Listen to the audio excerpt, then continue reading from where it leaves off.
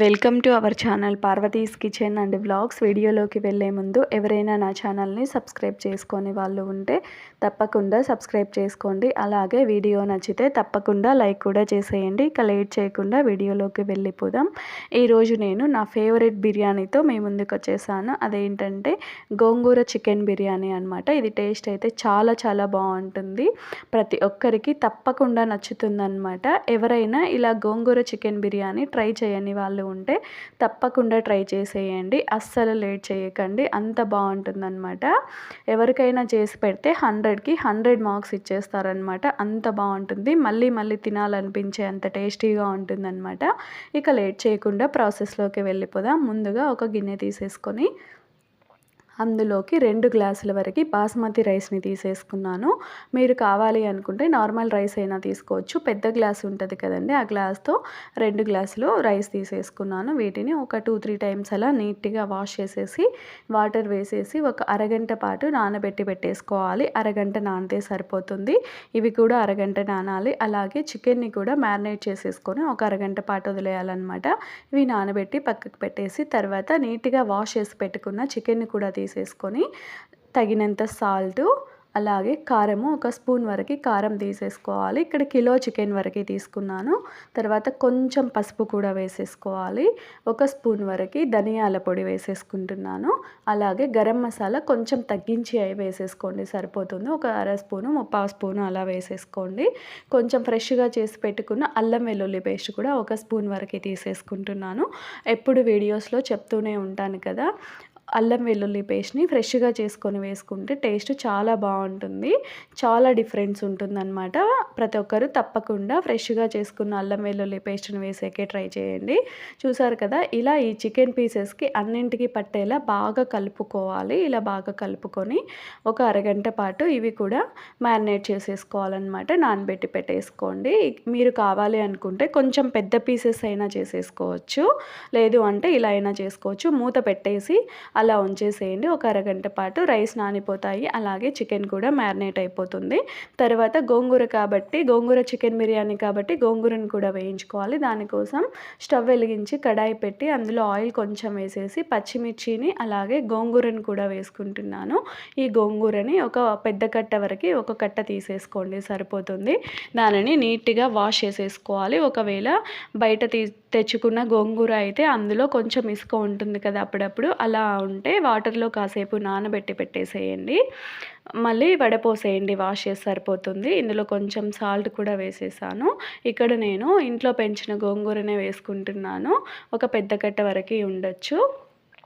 ఇలా నీట్గా ఒకసారి కలిపేసి ఉడికించేసుకోవాలన్నమాట. ఈ గోంగూరని చూసారు కదా, ఇలా బాగా మెత్తగా అయిపోవాలి. వాటర్ ఏమీ వేయలేదు నేను. ఇక్కడ వాష్ చేసుకున్నాం కదా, అందులోనే కొంచెం వాటర్ ఉంటుంది, ఆకులో కొంచెం వాటర్ ఉంటాయి కదా, అవే సరిపోతాయి. ఇలా మెత్తగా అయిన తర్వాత చల్లారి పెట్టేసుకోండి. స్టవ్ ఆఫ్ చేసేసి ఇక్కడ బాగా చల్లగా అయిపోతుంది. ఇంకా దీనిని ఒక మిక్సీ జార్లోకి వేసేసుకొని మనము గ్రైండ్ చేసేసుకోవాలి. మెత్తని పేస్ట్లా గ్రైండ్ చేసేసుకోవాలి. మూత పెట్టేసి ఇలా పేస్ట్ చేసేసుకొని అది కూడా పక్కకు పెట్టేసుకోండి, సరిపోతుంది. ఇప్పుడు ఇది కూడా రెడీ అయిపోయింది. తర్వాత స్టవ్ వెలిగించేసి ఒక పెద్దది మనం ఎందులో బిర్యానీ చేసుకోవాలనుకుంటామో అది పెట్టేసుకోవాలి. అందులో కొంచెం ఆయిల్ లేదు అంటే నెయ్యి వేసేసుకోండి, ఏది నచ్చితే అది హాఫ్ ఇది హాఫ్ అయినా. అలాగే ఓల్ గరం మసాలా వేసేసాను. చెక్క, లవంగ, మరాఠీ మొగ్గ, స్టార్ పువ్వు. ఇక్కడ స్టార్ పువ్వు వేయలేదు, మీరు స్టార్ పువ్వు కూడా వేసేసుకోండి. షాజీరా వేసేసాను, ఇలాచీ కూడా వేసాను, కొంచెం బిర్యానీ ఆకు, అవన్నీ వేసేసుకోవాలి. తర్వాత ఇవి వేగిన తర్వాత ఇందులోకి ఉల్లిపాయ ముక్కలు కూడా కొంచెం ఎక్కువగా వేసుకోవాలి. పెద్దవైతే 3 వరకు వేసుకోండి, చిన్నవైతే ఒక 5 వరకు అలా వేసేసుకోండి, సరిపోతుంది. ఇలా పొడవుగా కట్ చేసేసుకొని వేసేసుకుంటే సరిపోతుంది. ఇవి బాగా వేగిపోవాలి. ఇక్కడ ఆలోపు రైస్ ఉడికించడం కోసం ఇంకో స్టవ్ మీద వాటర్ కూడా పెట్టేశాను. తర్వాత ఇందులో కొంచెం పుదీనా ఆకులు కూడా వేసేస్తున్నాను. పుదీనా ఆకులు కొంచెం వేసుకోండి. ఇవి వేసిన తర్వాత ఇంక ఇవి బాగా వేగాలి, బాగా గోల్డ్ కలర్ వచ్చే వరకు వేగిపోవాలన్నమాట. ఇక్కడ బాగా వేగిపోయాయి. తర్వాత ఇందులోకి మనము మ్యారినేట్ చేసి పెట్టుకున్నాం కదా, ఆ చికెన్ పీసెస్ని ఇందులోకి వేసేసుకోవాలి. మీకు టైం టైం ఇంకా ఎక్కువ ఉంది అనుకుంటే ఒక గంట అయినా నానబెట్టుకోండి, బాగా వస్తుంది చికెన్, జ్యూసీగా వస్తుంది, త్వరగా ఉడుకుతుంది. లేదు అనుకుంటే ఒక అరగంట సరిపోతుంది. అరగంట మినిమం అయితే ఒక అరగంట పాటు ఇలా మ్యారినేట్ చేసి పెట్టుకోవాలి. తర్వాత మూత పెట్టేద్దాం. ఒకసారి బాగా కలిపేసి మూత పెట్టేసేయండి. మూత పెట్టేస్తే త్వరగా ఉడికిపోతుంది.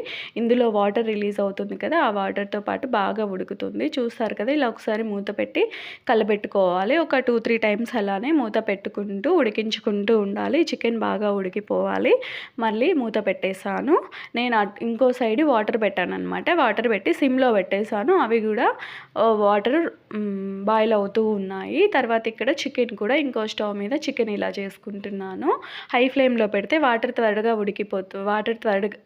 త్వరగా బాయిల్ అవుతాయి కదా, సిమ్లో పెట్టేస్తే సరిపోతుందన్నమాట. ఇక్కడ చికెన్ కూడా ఉడికిపోయింది. ఒక 80% అలా ఉడికిన తర్వాత ఇందులోకి ఇందాక మనం పేస్ట్ చేసి పెట్టుకున్నాం కదా గోంగూర పేస్ట్, ఆ గోంగూర పేస్ట్ని కూడా ఇందులోకి వేసేసుకోవాలి.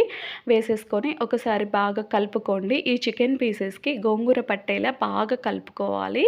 తర్వాత మనము మిక్సీ జార్లో లాస్ట్లో ఉంటుంది కదా, అది కొంచెం వాటర్ అనమాట, జస్ట్ చూపిస్తాను చూడండి, ఎక్కువ వేయకూడదు, జస్ట్ 1 స్పూను లేదు అంటే 2 స్పూన్లు అనమాట, అది వేసేసి ఒకసారి బాగా కలిపి ఆ వాటర్ని ఇందులోకి వేసేసుకోవాలి. ఇలా వేసేసి ఒకసారి బాగా కలుపుకోండి. ఇంకా ఇది అయిపోయింది, ఇంకా కొంచెం సేపు ఉంటే సరిపోతుంది. ఆలోపు ఇది సిమ్లో పెట్టేసి పక్కకు పెట్టేసేయండి. ఇది కొంచెం అయ్యేలోపు ఈ రైస్ కూడా ఉడికించేసుకుందాము. ఈ రైస్ ఉడికించడం కోసం ఇక్కడ వాటర్ పెట్టానని చెప్పాను కదా, అవి బాయిల్ అవుతూ ఉన్నాయి. ఇందులోకి కొంచెం ఆయిల్, అలాగే షాజీరా, చెక్క, లవంగ, మరాఠీ మొగ్గ, బిర్యానీ ఆకు కొంచెం వేసేసాను. కొంచెం సాల్ట్ కూడా మీకు తగినంత, మీరు తీసుకున్న రైస్కి తగ్గట్టు సాల్ట్ కూడా వేసేసుకోండి. వేసుకున్న తర్వాత ఇక్కడ వాటర్ కూడా బాగా మరిగిపోతున్నాయి. ఇలా మరుగుతున్న వాటర్లో ఇందాక మనం నానబెట్టి పెట్టుకున్నాం కదా ఫస్ట్లో, ఆ రైస్ని ఇందులోకి వేసేసుకోవాలి. మీరు కావాలనుకుంటే నార్మల్ రైస్తో అయినా చేసుకోవచ్చు, బిర్యానీ రైస్తోనే చేయాలి అని అవసరం లేదనమాట. నేనైతే ఇక్కడ బాస్మతి రైస్ ఉంటే వేస్తున్నాను. తర్వాత ఇక్కడ బాగా ఉడికిపోవాలి. ఇవి కొంచెం ఒక 80% వరకు ఉడికితే సరిపోతుంది. 70 to 80 అనమాట, అంతవరకు ఈ రైస్ని ఉడికించుకోవాలి. ఇక్కడ చికెన్ ఒకసారి చూసేద్దాం. ఒకసారి కలిపేసుకోవాలి. ఈ చికెన్ని గోంగూర వేసాం కదా, ఒకసారి కలిపెట్టుకొని ఇలా కలిపేసేయండి. ఇంకా కొంచెం ఇంత కన్సిస్టెన్సీ అయితే ఇలా రావాలి. ఇలా కొంచెం గట్టిగా వచ్చేస్తే సరిపోతుంది. కరెక్ట్గా ఇలా రావాలన్నమాట. ఇంకా ఇది రెడీ అయిపోయింది. తర్వాత ఇక్కడ రైస్ కూడా ఉడుకుతూ ఉంది. ఇంకా కొంచెం ఉడికితే సరిపోతుంది. ఇంకా ఆ రైస్ని ఇందులోకి వేసేసుకోవాలి. రైస్ ఒకసారి చెక్ చేసేద్దాం ఎంతవరకు ఉడికిందో. ఒకసారి మనం చెక్ చేసుకుంటే సరిపోతుంది. ఇలా విరిగిపోవాలన్నమాట రైస్ని. ఇలా విరిగిపోయిన తర్వాత ఇంకా ఉడికిపోయినట్టే. ఒక 80% వరకు ఉడికిపోయింది. 70 to 80 వరకు ఉడికించుకోండి సరిపోతుంది. చికెన్ కూడా రెడీ అయిపోయింది. కన్సిస్టెన్సీ ఇందాక చూపించాను కదా, అలా రావాలి. ఆ కన్సిస్టెన్సీ వచ్చిన తర్వాత ఇందులోకి ఉడికించుకున్న ఈ బాస్మతి రైస్ని వేసేసుకోవాలి. ఇలా మొత్తం నేను 2 లేయర్స్గా ఏం వేయట్లేదు. కింద మొత్తం చికెన్ ఉంది, పైన నేను ఉడికించుకున్న రైస్ మొత్తాన్ని తీసేసుకుంటున్నాను. ఒకవేళ మీకు ఇంకా రైస్ ఉడకలేదు అనిపిస్తే ఇందాక మనం ఉడికించి పెట్టుకున్నాం కదా, అవి ఉంటాయి కదా, ఆ వాటరు నార్మల్ వాటర్ వేయకుండా ఆ వాటర్ని కొంచెం వేసేసుకోండి పైన, సరిపోతుంది.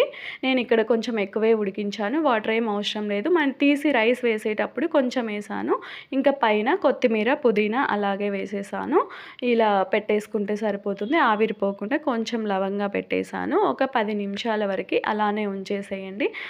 హై ఫ్లేమ్లో ఒక 5 మినిట్స్ అలా ఉంచి, లో ఫ్లేమ్లో ఒక 10 మినిట్స్ అలా ఉంచండి. 10 to 15 మినిట్స్ వరకు అలా ఉంచేసేయండి. లేదు అంటే కంప్లీట్గా ఒక 20 మినిట్స్ అలా సిమ్లో ఉంచేసినా కూడా సరిపోతుందన్నమాట.